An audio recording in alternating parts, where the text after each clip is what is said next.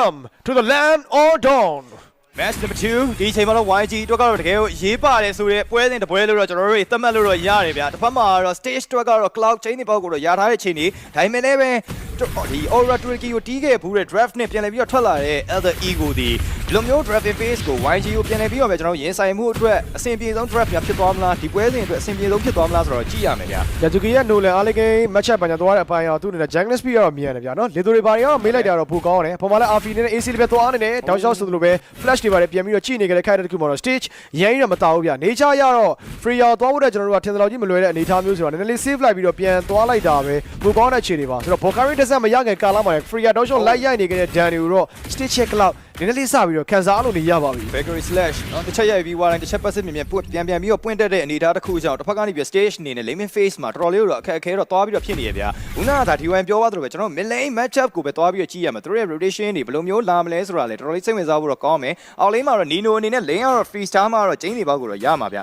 တကယ်တမ်းသာ face to face ရင်နဲ့တီးမယ်ဆိုရင်တော့ spare pan တွေရတော့ Nino အနေနဲ့အရင်အားသာချက်တော့မရှိဘူး so great dragon tail တွေရတော့တစ်ဖက်ကဒီကျွန်တော်တို့ရင်းရဲ့ you shot နဲ့ပို့ပြီးတော့ patch အရာပိုကောင်းနေတဲ့သဘောလေးတော့ရှိတယ်ပေါ့နော်သူကတော့ natural counter သဘောမျိုးလေးနဲ့ပဲဆက်သွားမဲ့ခြေမျိုးလေးတော့ပြောရမယ် Yazuki ကာလည်းပဲ rider လေးပြန်ချိနေကြတဲ့ခိုက်တဲ့တစ်ခုမှာတော့ထင်သလောက်ကြီးတော့မလွယ်ဘူးပေါ့နော် fracture တွေက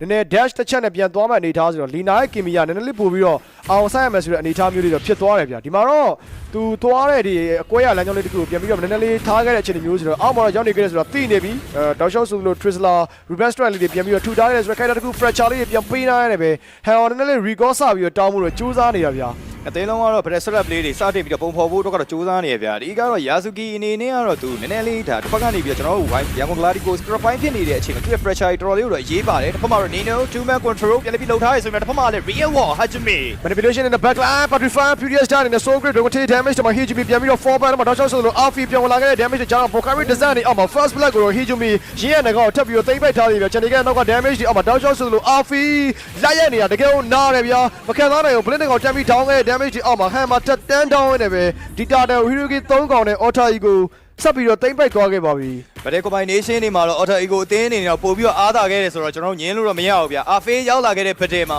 YG ဒီလိုမျိုး 4v5 ကိုဘယ်လိုမှရင်ဆိုင်ဖို့အတွက်ကတော့မလွယ်ကူတော့တဲ့အပြုံမှာ jungle zone တွေထဲကိုပါထပ်ပြီးတော့ game number 1အတိုင်းလေးပဲ pressure တော့ပေးခံနေရပြီဗျာ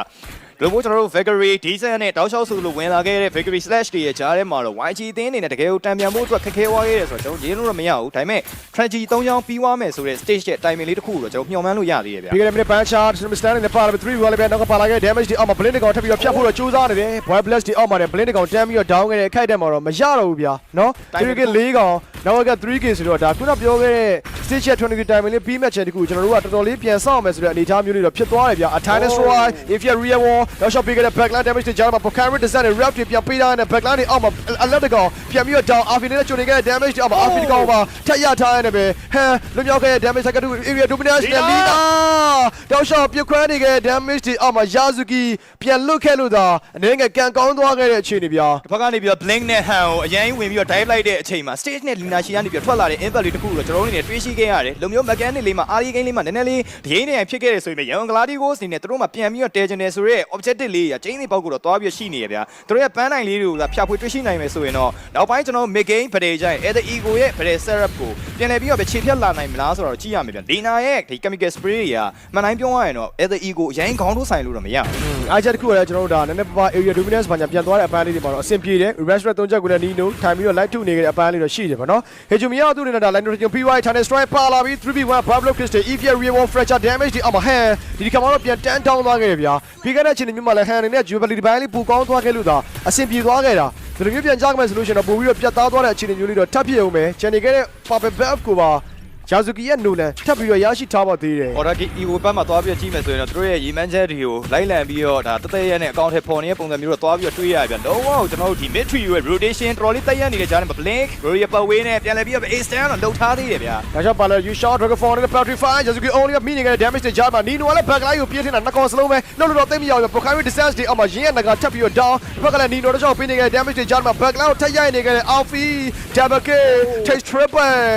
တောက်ချောက်ဆိုလို့ stick ကောင်မှာတက်ပြီးတော့အဆုံးတန်တဲ့ mini ရပ်ပိုင် Alfie မှာ Hammer 10 down နဲ့ပဲ first white out battle ကို Otter Ego ဆက်လက်ပြီးတော့ရရှိလို့သွားခဲ့ပါပြီ ဗတဲ့တခုတော့ကောင်လာတက်လို့ဖို့အတွက်ကတော့ပြန်ပြီးတော့ဖန်တီးလိုက်တာတော့မှန်တယ်ဒါပေမဲ့လည်းကျွန်တော်တို့နီနိုအနေနဲ့ backline control မှာတော်တော်လေးအားကောင်းသွားတဲ့အပြင်မှာဟာဂျူမီရဲ့ vibrate bike crystal တွေကြောင့်လီနာနဲ့ blink အရင်ရှေ့တက်လို့မရဘူးဆိုတဲ့အခြေအနေတခုတော့ကျွန်တော်ရန်ဂလာဒီကိုကောင်းကောင်းယူတော့ခံလိုက်ရတယ်ဗျာကဲနော်ထင်သလိုကြီးတော့ကျွန်တော်တို့ game 2မှာလည်းမလွယ်သေးဘူးဆိုတဲ့အနေအထားမျိုးလေးကိုတော့ကျွန်တော်တို့ပြန်တွေ့ရတယ်ဗျာနော်ကျွန်တော်တို့ပြောခဲ့ပါတယ်ရှေ့မှာလည်းဂျပန်မျိုးသာပြောခဲ့တယ်အော်ထိုင်ကိုသင်းဟာဆလန်ကော့ရဂျန်ယန်စတိုတီရဲ့ PH တို့နဲ့ရှင်မယ်ဆိုလို့ရှိရင်အချိန်ဝါရတော့အနေငယ်လေးနေပါစီအောင်ခံစားရပြီမဲ့ပိုလွယ်တဲ့အသင်းမျိုးတွေမှာတော့မပါဘူးဒါတော့ကျွန်တော်မင်းညမလဲဒေါက်ရှော့ဆိုလို့တင်ဆောင်ခဲ့တယ်ဗျာနော်ဒါမှလည်းပဲဒီချိန်မှာတော့ပြန်ဝါထနေကျွန်တော်တို့ပြန်မြင်တွေ့ရတယ်ဆိုတော့အနေအထားမျိုးလေးတော့ဖြစ်သွားတယ်တကယ်ဒီအသင်းက fighter တွေသွားတဲ့အပိုင်းတွေမှာအတော်လေး2ဂျွန်နဲ့ Bokari Desan Thailand Strike Tsunami Slam Ifya Real Warrior အောက်မှာတကောင်တန်းပြီးတော့ down stage ကမရှိတော့ဘူးဗျာကျွန်တော်ကလည်း Blink over Double Keep Yazuki အဆုံးသတ်ရင်းနဲ့ပဲရန်ကုန် Gladiators ဗဒန်နဲ့လေးပြန်ပြီးတော့ရှောင်မရတော့မယ်နော်ဟုတ်တယ် stage မှာတော့ purify မရှိဘူးဆိုရင်တော့ဒီလိုမျိုးကျွန်တော်တို့ Freya ရဲ့ဒီ Valkyrie Desan တွေကအစသွားပြီးတော့ view ဆိုင်ရတော့မယ့်အခြေအနေဗျ knockback လေးတစ်ခုကသူ့ရဲ့ ultimate တစ်ခုကိုဖြတ်သွားနိုင်တယ်ဆိုတဲ့အခြေအနေဒီလိုမျိုးအရာတွေကနီနိုရှိမှလည်းသွားပြီးတော့ပိုင်ဆိုင်ထားတယ်အဲ့တော့ zone နဲ့ရလဲဘလို့မှခေါင်းတိုးလို့မရတဲ့အချိန်မှာကျွန်တော်တို့ဘက်ကနေပြီးတော့ဖြည့်ရှင်းကြအောင်တော့တေချာပြန်ပြီးတော့စဉ်းစားမှတော့ရတော့မယ်အဲ့တော့ stage နဲ့ Lina ကိုပဲပြန်ပြီးတော့ရန်ပြီးတော့ဆော့လိုက်ကြမလားတစ်ဖက်ကနေလည်းပြန်ပြီးတော့ကြည့်မယ်ဆိုရင်တော့ကျွန်တော် Yazuki တောက်လျှောက်ဆိုသူတို့လိုက်ပြီးတော့ဒါ Alex နဲ့တွဲနေတာ combination တွေက first started fight ပြီးွားကြတဲ့ဟိုကတော်တော်လေးကိုတော့အကောင့်ထဲပေါ်လာခဲ့တယ်အဲ့ဒီ first started fight ကလေးကပဲကျွန်တော်တို့တော့ကအလှည့်ပြောင်းဖြစ်သွားတာဗျဒါပေမဲ့လည်းကျွန်တော်6မိနစ်တိုင်မဲ့အတွင်းမှာပြန်လည်ပြီးတော့ပွဲကို control လုပ်ထားနိုင်ခဲ့မယ်ဆိုရင်တော့ game နဲ့ A stand လုပ်ထားနိုင်ခဲ့မယ်ဆိုရင်တော့ YG အတွက်အချိန်ကြီးကျန်နေပါသေးတယ် Oh Pressure Rage backline နဲ့ပါလာပြီး Bokari Desan ပဲ Lina တန်းပြီးတော့ down ခဲ့ damage အောက်မှာ Lee နောက်မှလည်း hand နဲ့ပြန်ပြီးတော့သူ့ရဲ့ jungle ရဲ့ over ရောက်ရှိလာတယ်ဆိုတဲ့အခြေအနေတစ်ခုပြ Bokari Desan နဲ့ရောက်ချက်တောင်မှဒီအောက်မှာတစ်ဖက်ကပါလာ Thailand Strike Tsunami Slam တွေမှာ Petrify လေးပြန်ခဲတော့လို့ကြိုးစားခဲ့ပဲ Yazuki Killing Spree ထောက်ခဲ့တဲ့ခိုက်တဲ့မှာတော့တစ်ဖက်က down shot ဆိုလို့ရင်းတကောင်မှာလိုက်မဖို့တော့များနေရဗျာ Yazuki က Nolan အတော်လေးပေါ် spice ဖြစ်နေခဲ့တဲ့အခိုက်အတန့်မှာတော့သူ့ရဲ့သူပေးတဲ့ damage ကိုငကားတို့ high loss တို့ကဘလူးမတော့မခံစားနိုင်တော့ဘူးဗျာ307 Hepta C လေးပါမယ်နဲ့တူရဗျ spare band damage တော်တော်ကြီးကိုများနေတာကိုတော့တွေ့ရတယ်လုံးဝ Lina ဖြစ် stage ဖြစ်နည်းချင်းဆိုင်လမ်းမှာတွေ့ရတဲ့ instant ပြတ်သွားနိုင်တဲ့အရာတစ်ခုကိုတော့ Yazuki ကပိုင်ဆိုင်ထားပြီးသွားပြီဒီအပြင် Yazuki တယောက်ပဲ force fight ဖြစ်နေရတာမဟုတ်ဘူးဗျအားပေးပါတွဲပြီးတော့ပါသေးတယ်ဒီလိုမျိုးကျွန်တော်2ယောက်ကိုတိတ်ထောင်းလှုပ်သွားနိုင်ခဲ့မယ်ဆိုရင်တော့ကျွန်တော် YG အတွက် turning point လေးရာပြန်လည်ပြီးတော့ရှာတွေ့နိုင်လိမ့်မယ်ဆိုရင်လောလောဆယ်ကတော့ကျွန်တော် Ether Ego ရဲ့တကယ် break setup တွေတော်တော်လေးတက်ရက်နေရဆိုတာကျွန်တော်တို့လက်ခံမှတော့ရမယ်ဗျ Fighter တွေကပြီးခဲ့တဲ့ပွဲတုန်းကလည်းတော်လေး boss fight ဖြစ်ခဲ့တယ်ဗျာနော် Yazuki ရဲ့ Leo ဒီခါမှလည်း Yazuki က307နဲ့သူတခါတည်းပဲထပ်ပြီးတော့ဒါတော်လေး broke ဖြစ်နေရဆိုတဲ့အနေအထားမျိုးတော့ကျွန်တော်တို့ပြန်တွေ့ရတယ်နောက်မှလည်း RV ကတော့သူ့ရဲ့ပုံမှန်အတိုင်းပဲဒါ goal လေးမှတ်ချက်ပိုင်းနေမှာ Freya နဲ့ပြန်တွဲထွက်လာတယ်ဆိုတော့တောင်တန်ကတော့ itemization အရင်မရသေးဘူးဆိုတဲ့ကာလမှာတော့ stage ရဲ့ကလောက်လည်း20 damage မပြီးသေးဘူးဆိုတဲ့အနေအထားမျိုးပေါ့နော်ဆိုတော့အရင် dive တော့သိမရအောင်ထို့အတူ if ရဲ့ real warrior လို့နှစ်ပွဲစတိုက်ကျွန်တော်တို့ပြန်ပေးရတဲ့အချိန်မှာ2-11နဲ့ तू က end တက်သွားနေတာဗျာဆိုတော့နောက်ပိုင်း down shot ဒီ magical penetration တွေမှာပြီးလာခဲ့တဲ့ဒီ Evia Real War တွေ Boy Black Crystal တွေကိုခံစားနိုင်မှုက High Loss တို့ Nagaru ကစအရင်ကြီးတော့မလွယ်ဘူး backline control အတွက် Eve ကိုဖြည့်ရှင်းဖို့ထုတ်လာခဲ့တဲ့ hero တွေကစဒီ Real War အောက်မှာကျွန်တော်တို့က manipulate လုပ်ခံနေရတဲ့အခြေအနေရောက်နေတယ်တကယ်တော့ကျွန်တော်တို့ Hazumi ရဲ့ Eve ကပဲအဖြေတစ်ခုများဖြစ်နေပြီလားပေါ့နော်တကယ်တမ်းကျွန်တော်တို့ battle စလိုက်တဲ့အချိန်မှာ YG ဘက်ကနေပြီးတော့ counter attack လုပ်ဖို့အတွက် plan နေနေရ error ရှိတယ်ဒါပေမဲ့အဲ့အချိန်မှာ Hazumi ရဲ့ဒီ Real War ဂျားတွေကိုလုံးဝခေါင်းတိုးလာလို့မရဘူးဆိုတဲ့ပုံစံတစ်ခုကိုတော့ Alter Ego အနေနဲ့တို့ရဲ့ early game timing အတွင်းကစပြီးတော့ပုံဖော်လာခဲ့ပြီးသားဗျအဲ့တော့ဒီအချိန်မှာ Hazumi ရဲ့ White Black Crystal နဲ့ zone in ထားမှုတွေကိုကျွန်တော်တို့အနေနဲ့တောက်လျှောက်ဆိုတော့ခံနေရတယ်ဗျ Stallion Bay backline of 4 man Thailand Strike Thomas Land နောက်ရှော့ဆိုလို့ပေးခဲ့ damage တွေကြားမှာ Yazuki Mega K Double K Blink မှာထပ်ပြီးတော့ down ခဲ့ damage တွေအောက်မှာတော့ကျန်နေခဲ့တဲ့ million second turret ကိုပဲ Alter Ego တိမ့်ပိုက်ထားရနေပဲရန်ကုန် Gladiators နဲ့ Mega Shield လေးစပြီးတော့ပေးရတယ်ဆိုတော့အခြေအနေမျိုးလေးတော့ဖြစ်သွားခဲ့သေးရဲ့ဗျာ RV တောက်လျှောက် break နေခဲ့တဲ့ character တစ်ခုမှာ stage ရဲ့20 time နေနောက်ထပ်ပေါ်လာခဲ့မဲ့ Blazing Zero တွေကိုကျွန်တော်တို့ပြန်ပြီးတော့စောင့်ဆိုင်းနေရအောင်မှာဆိုပေမဲ့ဒီတစ်ခါမှာတော့အတော်လေးကိုပဲကျွန်တော်တို့ရဲ့မျိုးလင်းချက်ကလေးကနေပါလာခဲ့ရဆိုတဲ့အနေအထားမျိုးတို့ရောက်လာတယ်ဗျာ first lot time နဲ့ရောက်မှာ9 per minute ဒီ1000ကျော်တိကိုရှိနေရဆိုတော့ဒါများတာထက်ပိုတဲ့အခြေအနေရောက်သွားပြီဗျာဒီလိုရှိကနေပြီးတော့ထွက်လာတဲ့အဲ့ဒီ bit တကယ် bit penalty zone ကြီးကတော့ကျွန်တော်တို့ YG အတွက်ကတော့တော်တော်လေးကိုတော့ဒုက္ခတော့ရောက်သွားစေခဲ့ရဗျာနောက်ပိုင်း time နေကြရင်တော့တော်တော်လေးကိုတော့ queue စိုက်ရတော့မယ်လို့မို့ကျွန်တော်တို့ zone နေနောက်ကနေ manipulation တွေပါတဲ့အပြင်မှာ Nino ရဲ့ penalty zone တစ်ချက်တည်းကသွားပြီးတော့ crowd control တွေပါနေတဲ့အချက်ကြောင့် stage တွေလည်းအရင်ဝင်ချင်တိုင်းဝင်ထွက်ချင်တိုင်းထွက်လို့မရတဲ့ပုံစံမျိုးကိုတော့သွားပြီးတော့တွေ့နေရတယ်ဗျာ Lina ကိုယ်တိုင်ကလည်း Hazumi ရဲ့စိုးမိုးမှုကိုတော့သွားပြီးတော့ခံနေရတဲ့ပုံစံမျိုးအဲ့တော့ Hero K 63နဲ့ Now Now gap မှာ 10k goal လေးနဲ့ Auto E ကိုဒီကျွန်တော် YG ကို dominate လုပ်နေတဲ့ပုံစံမျိုးကိုတော့တွေ့ရတယ်ဗျာ turning point တွေပြန်လည်ပြီးတော့ရှာဖွေဖို့ဆိုရင်တော့တော်တော်လေးကိုတော့ခက်ခဲတဲ့အခြေအနေဆိုရင်တကယ်တမ်းက sticky form တစ်ခုနဲ့ design မတ်နဲ့ကျွန်တော် item ပိုင်းခြားလေးပြန်လည်ပြီးတော့ရှာနိုင်မယ်ဆိုရင်တော့မျှော်လင့်ချက်လေးများရှိလာမလားပေါ့လေ ညနေချက်ကလေးကတော့ Stitch Cloud စီကိုကျွန်တော်တို့အလုံးစုံသွားပြီးတော့မိခိုလိုက်ရတယ်ဆိုတဲ့အနေအထားမျိုးလေးတော့ဖြစ်ခဲ့တယ်ပေါ့နော်အလက်နော် record တောက်လျှောက်တာ time span နေခဲ့တယ်ဆိုတဲ့ခိုက်တဲ့တစ်ခုမှာတော့ Auto ကိုနေနဲ့ ရှင်းစရာတွေရှိလာ ဒီ Indo Slayer combo တစ်ခုတော့မပေးချင်ဘူးဒါ Owner Indonesia ကိုကြော်ဖြတ်လာခဲ့တဲ့မြန်မာအသင်းကျွန်တော်တို့ရဲ့ဒါ Young Gladiators ကိုတော့တခါတည်းပဲပြန်ပြီးတော့ရိုက်ခွဲထားခြင်းတယ်ဆိုတဲ့အနေအထားမျိုးလေးလေသူတို့ရဲ့ hand guard တွေကလည်းဒါကတော့ရှိနေတာပဲ Asian Breakthrough ဆိုတော့ Asian အနေအထားဆိုတော့သူတို့အနေနဲ့ပို့ပြီးတော့ဒါအဲ့လိုဆာလောင်မှုကပိုများတယ်ပေါ့နော်ပြောရရင် Asian ကွာချက်တွေပါတွေကလည်းကျွန်တော်တို့သွားပြီးတော့ Auto ကိုမှရှိနေရဗျာ Hejumi ရဲ့ Divine Glyph ထပ်ပြီးတော့ပြီးလာခဲ့တဲ့အခက်တစ်ခုမှာ Real Wall လေးနဲ့သူပါတွေများလုံနိုင်မလဲကျွန်တော်တို့ဆက်ပြီးတော့ကြည့်ရပါဦးမယ် Indo Slayer ဆိုတဲ့ဂုံပုတ်ဆက်လက်ပြီးတော့အသက်သွင်းမှုအတွက် YG ဒီ game ကို extend ထားနိုင်မလားဆိုတော့သွားပြီးတော့ကြည့်ရမယ်ဗျာ Law Objective စပြီးတော့တက်လာတဲ့နေတာတစ်ခုမှာတစ်ဖက်ကနေပြီးတော့ Alec pick off ready ဖြစ်နေတဲ့နေတာတစ်ခုထပ်ပြီးတော့ champion ဝင်သွားကျွန်တော် Snap Slam ပန်သွားခဲ့ပြီဗျာ Backline မှာ Lina Only ပဲတော့ထိနေခဲ့ damage တွေကြားမှာတစ်ဖက်က You Shot နဲ့ Dragon Fall if you real one နဲ့ပါလာတဲ့ Nino မသေးသေးဘူးတော့ So Grid တွေအောက်မှာတစ်ခါလဲတန်းပြီးတော့ down နေဗျာ Damage လောက်ဒီကိုပါ Hijumi တန်းတောင်းခဲ့တဲ့ damage တွေအောက်မှာ first mega လေးပေးရတယ်ဆိုပေမဲ့ Hiroki နှစ်ကောင်လုံးကိုတော့ Stitch ရဲ့ bounce back နဲ့တူပဲ Yangon Gladiators ပြန်လဲပြီးတော့သိမ့်ပိုက်ထားနိုင်ခဲ့ပါပြီ bounce back လေးတွေစတင်ပြီးတော့မြင်တွေ့နေရပြီဒီຢာလေးက turning point စီကိုကျွန်တော်တို့ဆွဲခေါ်နိုင်မလားဆိုတော့ကြည့်ရမယ်ဗျာ stage တယောက်ကျန်နေသေးတယ်ဆိုရင်အားတစ်ခုတည်တယ်နော်အားတော့မဟုတ်ဘူးသူရဲ့ blazing juice နဲ့နောက်ကနေပြီးတော့ပါလာနိုင်တဲ့ penetration အားဒီကျွန်တော်တို့အတွက် turning point တွေကတော့အများကြီးတော့ဖြစ်သွားနိုင်တယ်သူ့မှာ strategy 3ကြောင်းတော့မသွားနိုင်ဘူးဗျာအဓိကတစ်ဖက်ကနေပြီးတော့ဝင်လာတဲ့ Yasuki နဲ့ဒီဘယ်လိုပြောရမလဲ RFH ကနေပြီးတော့ damage output တွေကတော်တော်လေးကိုများနေတဲ့အလျောက်မှာဝင်းအောင် nature လေးကိုသူအရင်ဆုံးသွားထားတယ်ပြီးသွားရင်တော့ cruising sky ထပ်ပြီးတော့လာမယ်အဲ့ဒါပြီးသွားရင် follow up အနေနဲ့ဒါနောက်ဆုံး item Belific game သွားပြီးတော့ရှိမယ်ဗျအဲ့ item အစုအဖွဲ့လေးဒါသွားပြီးတော့ပြီးသွားမယ်ဆိုရင်တော့ကျွန်တော်တို့ဘက်ကနေပြီးတော့ game လေးကို instant လုပ်ထားနိုင်ဖို့ပဲလိုမယ်ပြီးသွားရင်တော့ Lina တယောက်ရှိသေးတယ် Lina ဆိုရင်တော့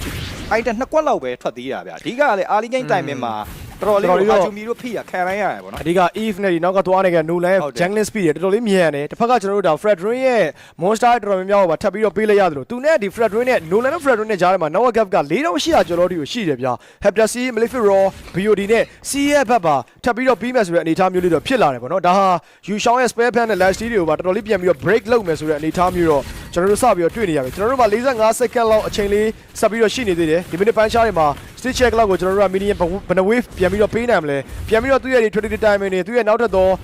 penetration တွေအတွက်ဘယ်လောက်ထိကျွန်တော်တို့ပြန်လဲပြီးတော့ itemization လေးတွေရှောက်ဖွေပေးနိုင်မလဲဆိုတဲ့အချက်ကတော့ 1G အတွက်အတော်လေးကိုတော့အရေးပါလာခဲ့တဲ့အနေအထားဗျာ online mega မပေးရသေးဘူးဆိုတဲ့အချက်တစ်ခုကတော့ပို့ပြီးတော့အားတက်စရာကောင်းတဲ့အနေအထားမျိုးပေါ်တော့ရှိနေသေးတယ်ဒါမှလည်းပဲ Jurel Masman ဟာ Juramas man ပြည်ပြအောင်အသုံးချနိုင်မှုတော့ကျွန်တော်တို့ဟာ itemization တွေလိုအပ်နေသေးပဲဗျာဒါပေမဲ့တစ်ဖက်မှာတော့ Nino နော် Platon တွေဘာတွေကတော့ပြီးသွားခဲ့ပြီဆိုတော့ test speed တွေကထပ်ပြီးတော့ပဲ short ချအောင်မယ်ဒါပေမဲ့တစ်ဖက်မှာလည်းကျွန်တော်တို့ဒီ Lina တယောက်ကတော့သွားပြီးတော့ရှိနေသေးတယ်ခုနက glowing one နဲ့ divine ပဲပြီးသေးရဆိုတော့အားတော့ကျွန်တော်တို့ Lina ရှိကနေပြီး damage output မျှော်လင့်ဖို့အတွက်ကတော့တော်တော်လေးတော့ Kane တွေ deploy ဆိုရင် snap slam ပါလာပြီ fresh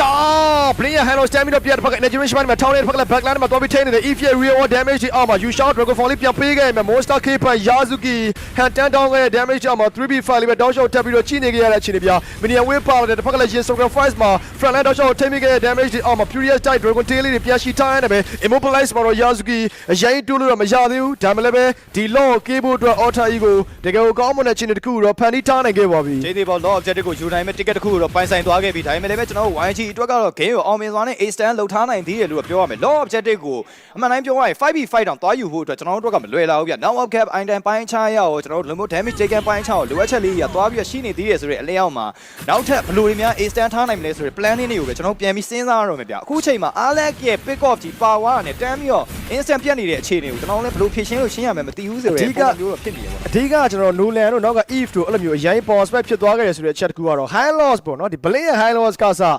Tsunami Slam နဲ့ပါသွားတဲ့အချိန်မှာတန်းပြတ်သွားရဆိုတဲ့အချက်တစ်ခုကများတယ်ဗျာဒါနဲ့လေး balance ဖြစ်ခဲ့တာမျိုးလေးတွေနောက် gap ရအရင်မကွာဟခဲ့တာမျိုးလေးတွေဆိုလို့ရှိရင်တော့ကျွန်တော်တို့ကောင်းကောင်းကြီးပြန်ပြီးတော့ high loss ရဲ့ damage take အောင်အသုံးချမယ်ဒါနဲ့လေးဒါ over extended ဖြစ်တဲ့အချိန်မှာ Cloud ရဲ့ Blazing Jury ဝင်လာမယ်ဒါလေးနဲ့ bounce back သွားမယ်ဆိုပြီးတော့စဉ်းစားခဲ့တာဗျာဒါမှလည်းအရင်ကဘယ်လိုနောက်တစ်ချက်ပါလာပြီ Player high loss ကိုထပ်ပြဖို့ကြိုးစားနေခဲ့တဲ့ damage တွေအမှတခါလေးတန်းပြီးတော့ down နေဗျာဒီလိုထပ်ပြီးတော့အဆုံးသတ်ပေးခဲ့တဲ့ damage တွေအမှတစ်ဖက်က you shot dragon fall လေးပဲ energy rush ပါနေမှာဟဲ့ထောင်းနေပြန်ပြီးတော့ပေး back line မှာ Yasuki ပြလာဖို့ကြိုးစားနေခဲ့တဲ့ damage တွေကြားမှာ if you real wall တောက်ရှောက်ထပ်ပြီးတော့ take နီလိုပြန်ချခဲ့မယ်တောက်ရှောက်ဆိုလို့ back line wave ဒီအောက်မှာ stage the fantastic ပဲဗျာဒီနိုင်တန်းတောင်းခဲ့တဲ့ back line တွေအောက်မှာခန်းတကောင်မှာထပ်ပြီးတော့ချနေခဲ့နေပဲအလက်ပြန်ပေးခဲ့ရရင်ပဲ 3v2